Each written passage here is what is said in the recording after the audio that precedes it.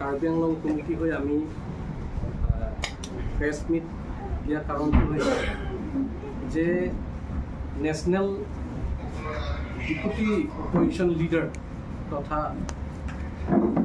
অসম প্ৰদেশ কংগ্ৰেছৰ সভাপতি গৌৰৱ গগৈ কাৰ্বি আংলঙত ভ্ৰমণ হৈছে। এই কথাটো লৈ পেলাই তেখেতৰ যিখিনি বক্তব্য ৰাখিছে তাৰ প্ৰতি আমি তেখেতৰ প্ৰস্তুত দিবৰ কাৰণে আজি ক'ব বিচাৰিছোঁ যে যিহেতুকে তেখেতে অহাৰ পিছত কি কথা কৈছে বুলি যদি কয়, তেখেতৰ ইয়াত কাৰ্বি আংলং পৰিৱেশটো নষ্ট কৰাটোহে আমি দেখিবলৈ পাইছোঁ। আৰু তেখেতে কৈছে যে কাৰ্বি আংলঙত বিভিন্ন জাতি জনগোষ্ঠীৰ মাজত এটা আৰু পুনৰবাৰ বিভাজনৰ আৰু সংঘাত তেনেকুৱা কথাহে বক্তব্য ৰাখিছে বুলি আমি অনুভৱ কৰিছোঁ। সেইকাৰণে আমি ক'ব বিচৰাটো যে কাৰ্বি আংলঙত কংগ্ৰেছৰ আমোলতে আমি নকৈও নোৱাৰোঁ। কংগ্ৰেছ দিনত বুলি ক'লে মই আগৰ কথা নক'ম, কিন্তু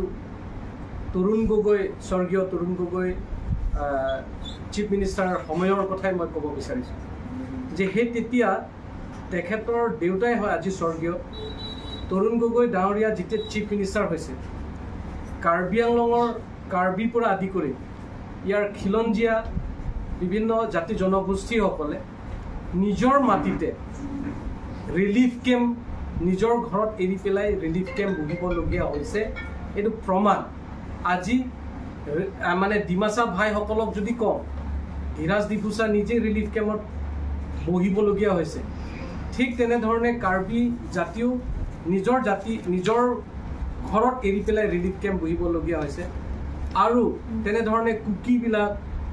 আৰু ৰেংমা আৰু বিভিন্ন জাতি জনগোষ্ঠীৰ মাজত এটা সংঘাতহে আমি দেখিবলৈ পাইছোঁ। কেতিয়াবা ডিমাচা আৰু কাৰ্বিৰ মাজত সংঘাত লগোৱাতকৈ আজি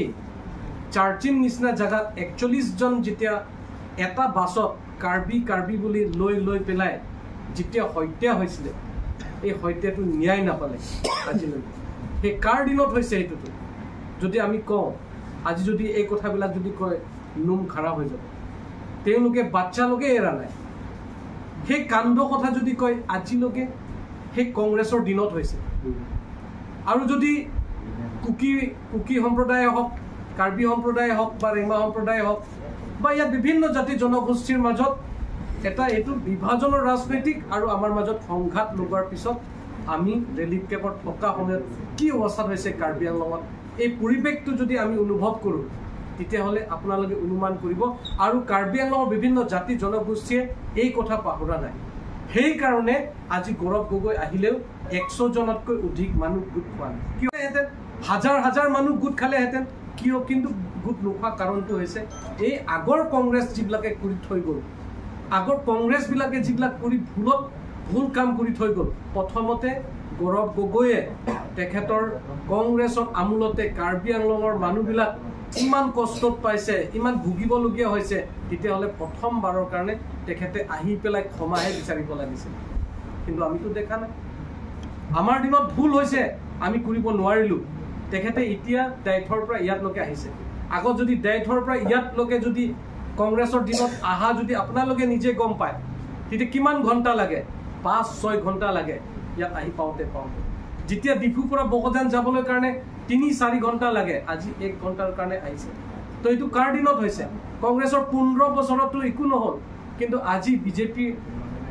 আমাৰ সন্মানীয় ডক্টৰ তুলিৰাম ৰংহাঙৰ নেতৃত্বত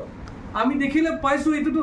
তেখেতৰ চকুৰে ক'ব লাগিছিল। এই কিছু জেগাত কিছু বস্তুত আমি পৰিৱৰ্তন হৈছে, ডেভেলপ হৈছে, এই কথাও ক'ব লাগিছিল। এইটো তেখেতে একটা বস্তু দেখি পেলাই দেখিছে, কোনটো বোলে নাগালেণ্ডৰ বৰ্ডাৰ এৰিয়াত এইটো ছলাৰ প্ৰজেক্টৰ কথা অপ'জ কৰিছে। কাৰণটো কি? তেখেতে অপ'জ কৰাটো প্ৰথমতে কাৰ্বি আংলঙৰ বিভিন্ন জাতি জনগোষ্ঠীৰ কথা ভাবিব লাগিছিল। ইয়াৰ পৰা মানুহবিলাকে কংগ্ৰেছৰ আমোলতে সংস্থাপন নোপোৱাৰ কাৰণে আজি 20-25 বছৰৰ পৰা বাহিৰত ক'ৰবাত চেন্নাই, ক'ৰবাত বাংলোৰ, ক'ৰবাত পুনে, মহাৰাষ্ট্ৰ, গুজৰাট, এনেকৈ বাহিৰত অল ইণ্ডিয়া লেভেলত আমাৰ ল'ৰা ছোৱালী, আমাৰ শিক্ষিত যুৱক যুৱতীসকলে 15,000কৈ অধিক মানুহ বাহিৰতে কাম কৰি আছে বুলি গম পায়। আৰু সেই কাম কৰা মানুহবিলাকৰ ইনসিকিউৰ হয় তেওঁলোকে উপায় নাপাই পেলাই গৈছে তো তাত মানুহ কি হৈছে কাম নোপোৱাৰ কাৰণে ক'তবা আমি ছ'চিয়েল মিডিয়াও পায় আমাৰ ল'ৰাবিলাকে মাৰ খাই থাকে মাৰ খোৱা ক'তবা পিটিছে এনেকাও আমি দেখিবলৈ পাওঁ আৰু ক'তবা যদিও কাম পাইছে তাত মানে দৰমহা যিখিনি পাব লাগে নিয়মৰ পৰা নাপায় সেইখিনিও আমি দেখিবলৈ পাওঁ আৰু কিছুমান মানুহে ইয়াৰ পৰা গৈ পেলাই বেমাৰ হৈ যোৱাৰ পিছত বা কিবা এটা ঘটনা লৈ পেলাই মৰি যোৱাৰ পিছত ডেড বডি আনিবলৈ কাৰণে ইমান এটা অসুবিধা আমাৰ CM ছাৰে সহায় কৰাত আমি দেখিবলৈ পাওঁ এই কথা যদি আমি চাওঁ তেতিয়াহ'লে আমাক দুখ লাগে এইবিলাক সমস্যা যদি সমাধান কৰিবলৈ হ'লে এটা ৰাস্তাহে দেখুৱাব লাগিছিল সেই ৰাস্তা নেদেখাৰ কাৰণে আজি যদি সোলাৰ প্ৰজেক্ট যদি ইয়াত বহি যায় তো তেখেতে কৈছে যে তাত মাটিটো যোনখিনিত মাটি মানুহ আছে তাৰ মাটিটো জবৰদস্তি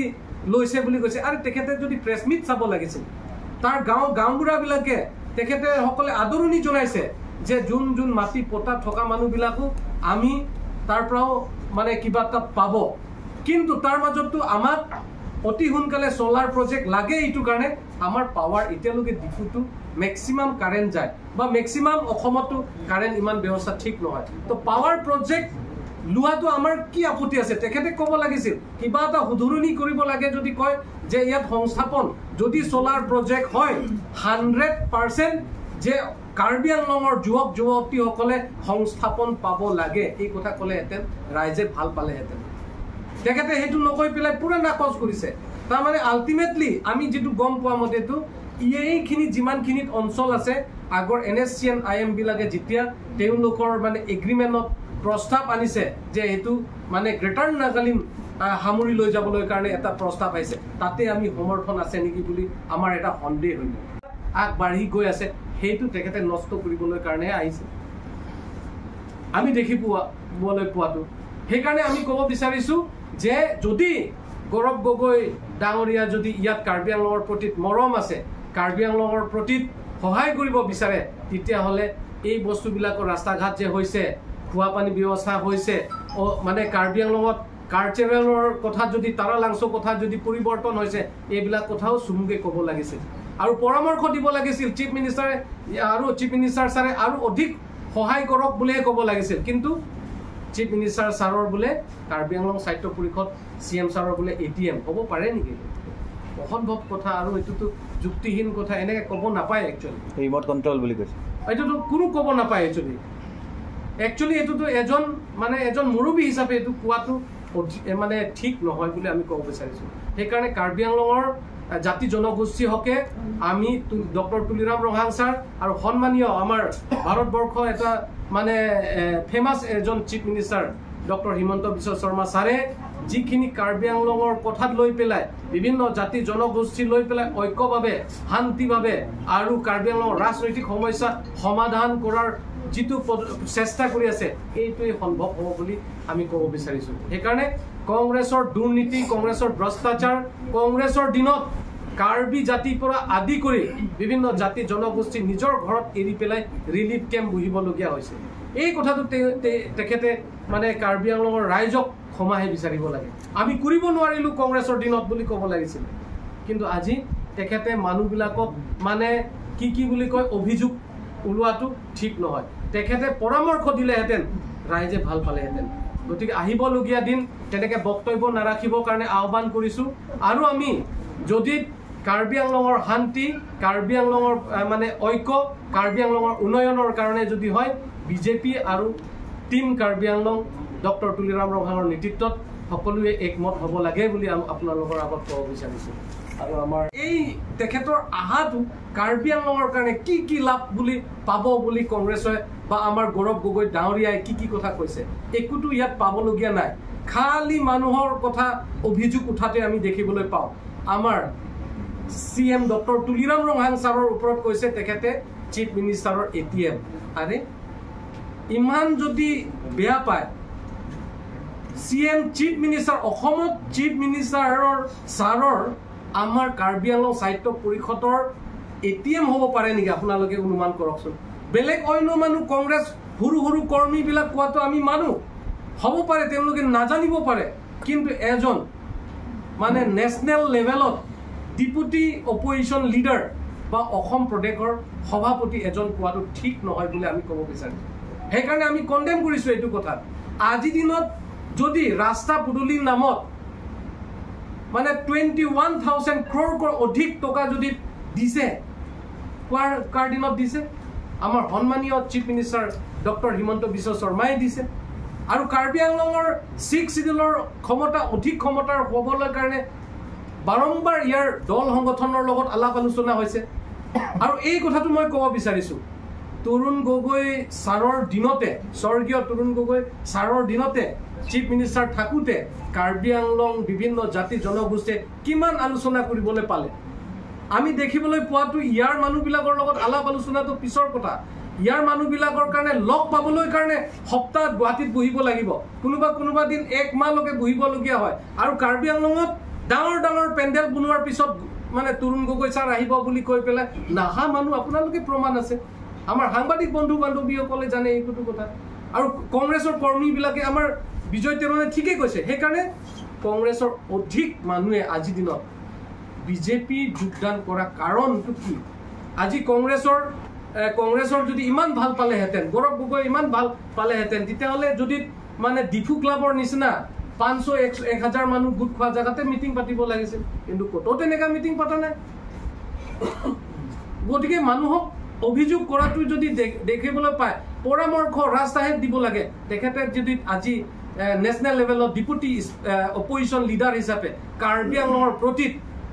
প্ৰত্যেকৰ ছেছনত তেখেতে কথা কয় কিন্তু কাৰ্বি আংলঙৰ ৰাজনৈতিক সমস্যা আৰ্টিকল 244A ৰূপায়ণ কৰিব লাগে যেটো সাংবিধানিক অধিকাৰ হয় বুলি ভাবন আছিলে নেকি তেখেতে তো আমি দেখিবলৈ পোৱা নাই যদি দিলীপ শইকীয়াই যদি এডুকেশ্যনৰ ক্ষেত্ৰত ডেভেলপ কৰিব লাগে বুলি যদি ইয়াৰ অসমৰ আমাৰ সাংসদে যদি ক'ব পাৰে গৌৰৱ গগৈতো ডিপুটি অপজিশ্যন লিডাৰ হয় তেখেতেতো এডুকেশ্যনৰ ক্ষেত্ৰতে হওক কাৰ্বি আংলঙৰ উন্নয়নৰ ক্ষেত্ৰতে হওক তেখেতেতো সমৰ্থন কৰিব লাগে এতিয়া বিদ্ৰোহী সংগঠনৰ লগত 6টা বিদ্ৰোহী সংগঠনৰ লগত চুক্তি হৈ যোৱাৰ পিছত যেতিয়া এতিয়া 125th এমেণ্ডমেণ্ট হ'ব যে সমৰ্থন কৰিব লাগিছিল আজিলৈকে কোৱা দেখাই নাই আমি তো তেখেতে কি কৰিব বিচাৰিছে কাৰ্বি আংলঙৰ যেটো আমাৰ মাজত এতিয়া বিজেপি অহাৰ পিছত বিভিন্ন জাতি জনগোষ্ঠী ঐক্য হৈছে